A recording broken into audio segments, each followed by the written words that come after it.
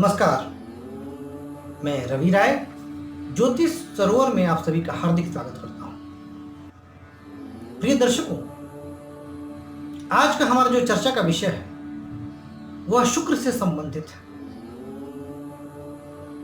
जन्म कुंडली में शुक्र से बहुत सारे शुभ योग के निर्माण होते हैं। देवगुरु बृहस्पति के बाद शुक्र को ही सबसे शुभ ग्रह माना जाता है और कुछ मामलों में तो आज के समय में इनकी प्रासंगिकता सबसे ज्यादा बढ़ जाती है। जब भी मैं शुक्र की बात करता हूं तो शुक्र का प्रभाव ऐसा है कि स्वतः ही मन में एक प्रसन्नता का भाव आने लगता है, एक आनंद का भाव आने लगता है, क्योंकि शुक्र कारक है तमाम उन चीजों की जिसे सुंदरता की पहचान होती है। शुक्र कारक है आकर्षकता के, शुक्र कारक है सुंदरता के, शुक्र कारक है ऐश्वर्य के, शुक्र कारक है लग्जरी के। शुक्र से पंच महापुरुष युग का भी निर्माण होता है, मालव्य युग। इस पर मैं पूर्व में वीडियो बना चुका हूं।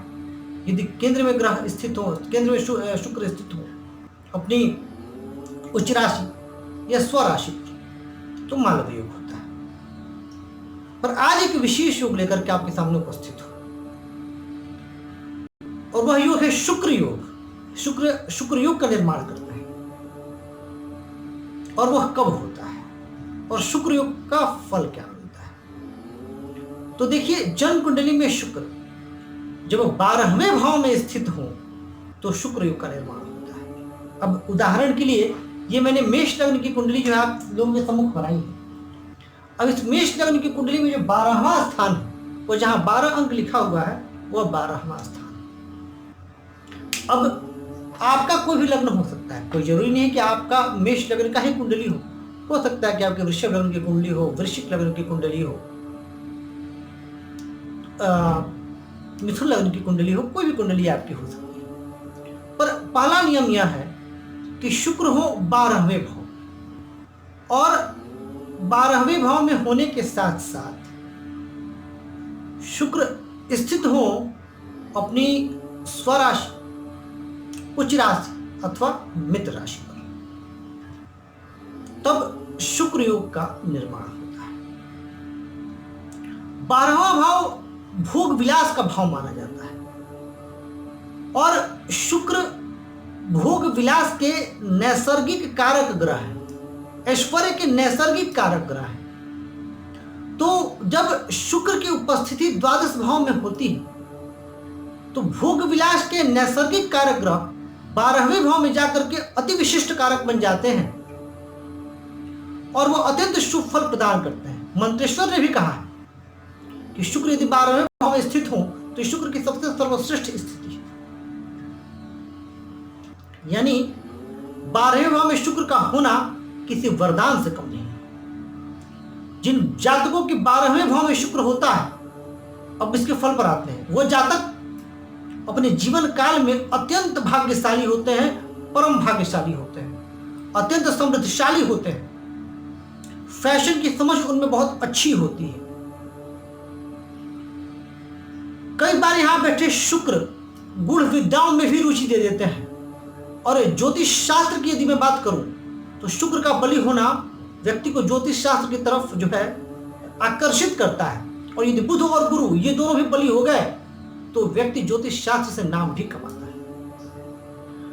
शुक्र की वहां उपस्थिति व्यक्ति को खर्चीला भी बनाती है। शुक्र योग वाले व्यक्ति अपने सुखों पर काफी व्यय करते हैं, मतलब उनके जीवन में जो सबसे इंपॉर्टेंट चीज होती है वो है लग्जरी। लेकिन 12वें भाव में सभी राशियों पर ऐसा नहीं होता, यह भी मैं आपको बता दूं।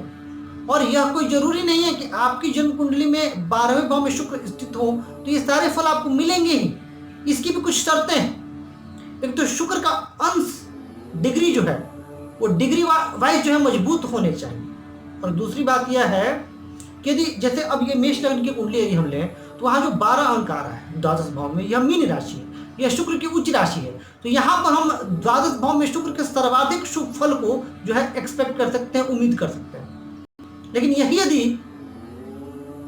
तुला लग्न की कुंडली हो और तुला लग्न की कुंडली में लग्नेश होकर के शुक्र 12 में चले जाए तो वो नीच के हो जाएंगे। तो यदि उनका नीच भंग हो गया तब तो बहुत अच्छा, खूब सुंदर फल दे देंगे। लेकिन यदि नीच भंग नहीं हुआ तो वहां परेशानी की बात है। यदि मैं बात करूं वृश्चिक लग्न की, दूसरी जो सर्वश्रेष्ठ स्थिति बनेगी वो वृश्चिक लग्न में बनेगी। वृश्चिक लग्न के 12वें भाव में जो राशि आती है वह तुला राशि आती है, जो शुक्र के मूल त्रिकोण राशि में होती है। तो यहां भी अगर शुक्र स्थित होंगे द्वादश भाव में तो अत्यंत श्रेष्ठ परिणाम देंगे और व्यक्ति जो है जो तमाम शुभ फल मैंने बताया है उसको मिलेगा। ठीक उसी तरह मिथुन लग्न की कुंडली में 12वें भाव में वृषभ राशि आई, वहां भी शुक्र अच्छा फल देंगे और बाकी राशियों पर भी है, बाकी जो होते वो अच्छा फल देंगे। लेकिन सिर्फ एक लग्न ऐसा है, कुंभ लग्न,